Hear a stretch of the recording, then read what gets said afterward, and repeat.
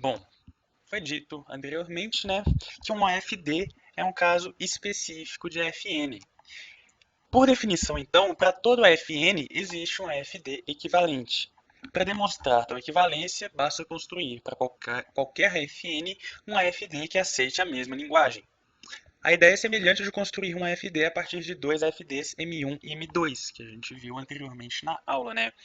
Aqui nós temos este autômato que reconhece essa linguagem, e nós temos o autômato B que reconhece essa linguagem, né? Aqui ele reconhece todas as palavras que começam com zero e terminam com qualquer coisa, e aqui o autômato 1 reconhece todas as palavras que começam com qualquer coisa e terminam com 1.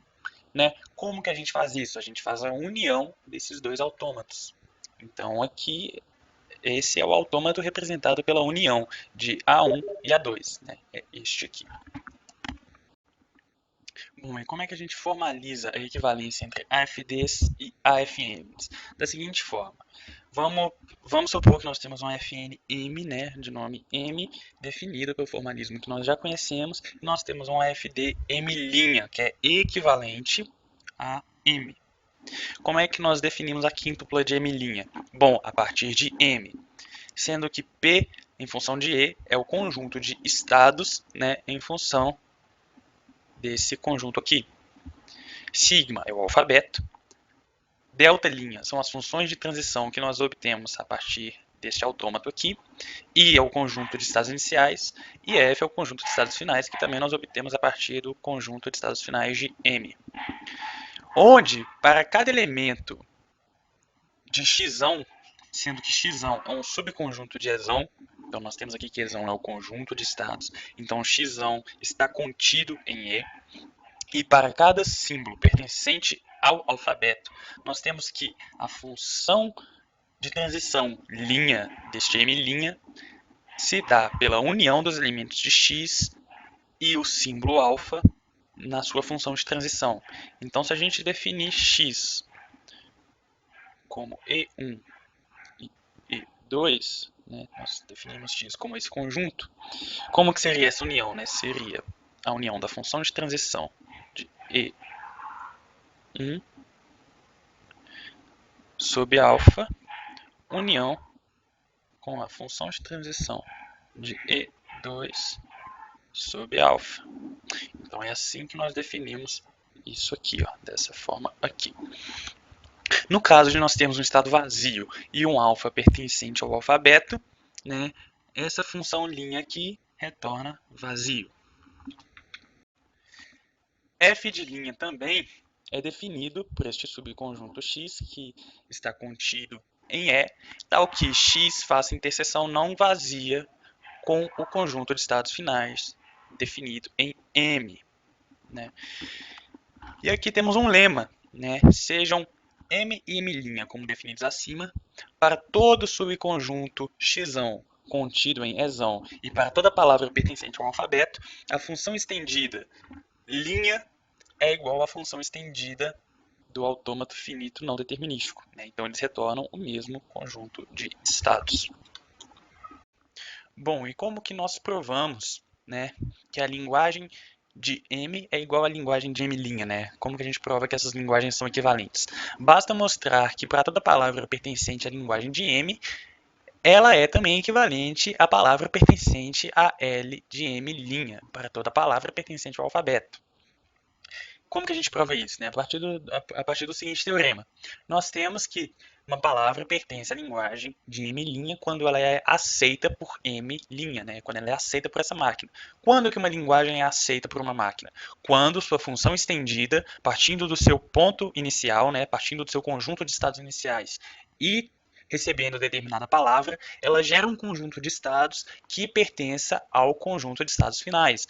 Então, se a gente está tratando de M', o conjunto de estados finais é F'. Então, a função estendida retorna membros, né, retorna estados que pertencem ao conjunto de estados finais. Isso é a mesma coisa que dizer que a função estendida de M' faz interseção não vazia com o conjunto de estados finais de M, por definição que a gente deu anteriormente. Por definição também, nós temos que a função estendida de M é igual à função estendida de M'. Então, nós partimos para esse ponto aqui, né? Que as duas são iguais. E nós temos, então, que, por definição, isso aqui é uma linguagem aceita por M.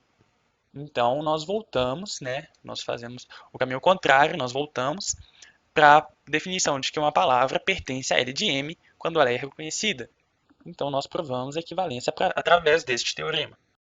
Bom, e como que a gente transforma um AFN em um AFD equivalente? Vamos tomar um exemplo simples aqui, né, de um AFN de 3 estados e que reconhece números binários terminados em 1, 0. Então, o sufixo dele é qualquer coisa, mas ele tem que terminar em 1, 0. Formalmente, esse autômato é definido por M, tal que o conjunto de estados é S0, S1, S2, o alfabeto é de 0 e 1, a função de transição é definida ali pelo diagrama de estados ou pela tabela, né, que nós vamos dar a seguir. O estado inicial é o S0 e o estado final é o S2. O delta, né, a função de transição, é definida a partir da tabela de transição, tal que o estado marcado por asterisco marca o estado final. Para obtermos delta', nós precisamos criar uma nova tabela de transição, fazendo a combinação de todos os estados possíveis. Então aqui nós temos uma nova tabela de transição para delta', tal que os n estados de M darão lugar para 2 elevado a n estados de M'. Então nós tínhamos 3 estados, né? Esses 3 estados aqui pertenciam a M, e agora nós temos 8 estados, contando com o estado vazio, que pertencem a M'.